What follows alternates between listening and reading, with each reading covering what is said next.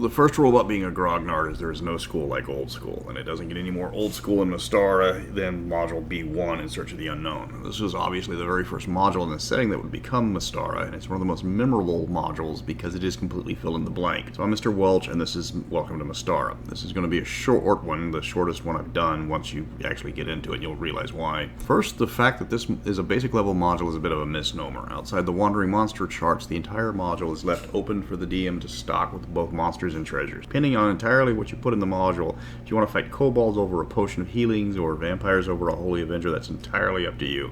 You can make this as much as a Monty Hall or a Hackfest if you'd like. It's entirely up to the DM what this module is actually about. If you stick with the framework of what's presented or just throw it all out and put in your own cast, that's exactly what this module's for. Bit of history, the module dates back to 1981. It was written by Mike Carr. There are several versions. The first one was set firmly in Greyhawk with various mentions to nations from that setting. Those mentions were dropped in later printings, and the module stayed very generic for the rest of its run.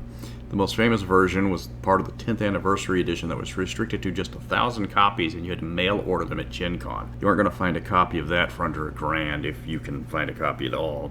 The module is designed from the ground up to help a dungeon master with their first adventure. In a 32-page module, a full 10 pages are devoted to help the DM with the background, with encounter advice, monsters, treasures, NPCs, as well as useful tips for running the adventure. Some of the advice might seem self-evident, but remember this was a module written when the game was still very new and experienced players were extremely rare. So when you get to the part explaining how to divide up the treasure, that might seem obvious, but this module is literally starting from the ground up.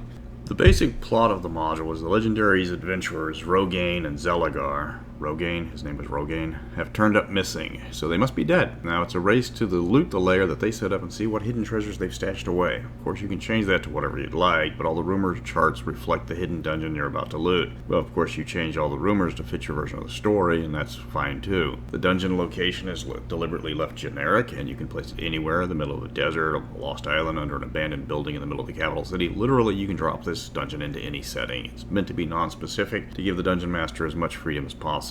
One of the hardest things for a DM to do when getting started is creating a dungeon, not just picking the monsters, treasures, and traps, but actually designing the building. In Search of the Unknown provides a fully built dungeon as an example to inspire future DMs. It's a standard basic series 2-level dungeon, with the upper level being a complete man-made complex. The second level is a cavern system, giving you 2 radically different styles of dungeons to explore through. The module has some of the best replay values of any of the classic modules, if not the most, because all you need is an eraser and some new monsters to have an entirely different experience every time you play through. The one thing the module is very well known for is just how much detail is put into each dungeon room. Almost every room has paragraphs of descriptive text. It might only be a 2-level dungeon, but it's an extremely well-described 2-level dungeon. The description does peter out in the caverns mostly, but even then there are a few rooms that have built-in mechanics like the cavern with the stones or the bat cave, and traps are already built into the dungeon, so you don't have to worry about that. Of course, you can always add more if you'd like. It's fairly obvious the module is an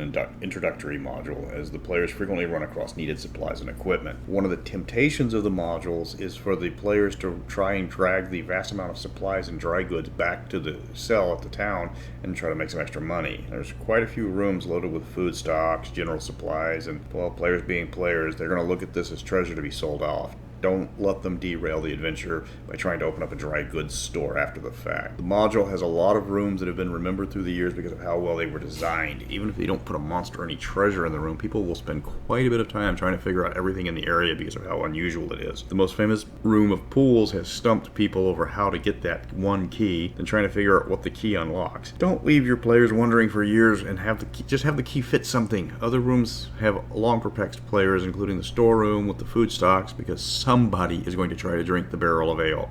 Even if you point out that the barrel contains 30 pounds of ale and asks the fighter again if he wants to consume almost 10% of his body weight in alcohol, he's still going to try to do it. Of course, you could be like my party and spend the rest of the campaign eating the hard candy that you find in the barrel 30 levels later, and we still hadn't eaten all them peppermints. Players have never played a single game before in their life. You can skip character generation with pages of pre-generated characters in the back of the book. 48 characters in the back waiting to be played or you can hire them out as NPCs if you want. If you ever wanted to play Harg of the City of Afar, he's a thief on page 30. Show Rimbo the Halfling and Ego of the Holy Brotherhood wait a player to make them their own character. There's actually a vestigial reference to the Greyhawk with the cleric Tacit, who's a servant of St. Cuthbert among the NPCs for those Greyhawk fans. You roll on a chart to determine what spell you have, as you're all just pretty much first level, and again you roll again for equipment, and that's it. You're ready to play. Get killed, go back to the book, get a new character, then you make a few rolls, and you're good to go back immediately. There's not much to convert to 5th edition because it is all fill in the blank. The only thing you have to change is the trap difficulty checks and any skill checks you might want to add, and the rest is up to you grabbing various monsters and the treasure straight from the monster manual, and then you are good to play. Of course, 5th edition monsters have a ton more hit points than the original basic monsters, so instead of facing a dozen orcs, you're going to need to cut the number of monsters to about a fourth to balance that encounter. 5th edition just doesn't do the swarm tactics that the basic set monsters like. Other things you need to consider is this module is recommended for 5 to 8 players from the basic set, and you usually only need about half that in player characters in 5th edition. If you have to have more players, just add more monsters. Okay, so finding the module is extremely easy. It's one of the most published modules TSR ever made, and it was included in numerous sets as your sample dungeon until they finally replaced it with Keep on the Borderlands. You can find used copies with the cardboard cover with the map starting right around about a sawbuck over on eBay. If you want a new reprint, it's $8 on Drive-Thru RPG. That's for a hard copy, and it's about half that for the PDF. If you have to get a copy, spend just a few extra dollars and get the physical copy. You get the one with the cardboard cover that separates, and you've got the map as a DM screen built in. And that was one of the best things about the old school modules that I really miss. So that's going to wrap up In Search of the Unknown. You knew this was going to be a short review, as there's not much to review. The plot is what you make it. It's a fill-in-the-blank module. It's Mad Libs' version of Dungeons & Dragons. If you want a necromancer guarded by a horde of zombies, you got it. Orc Warboss and his tribe have taken up residence. Just fill in the blanks.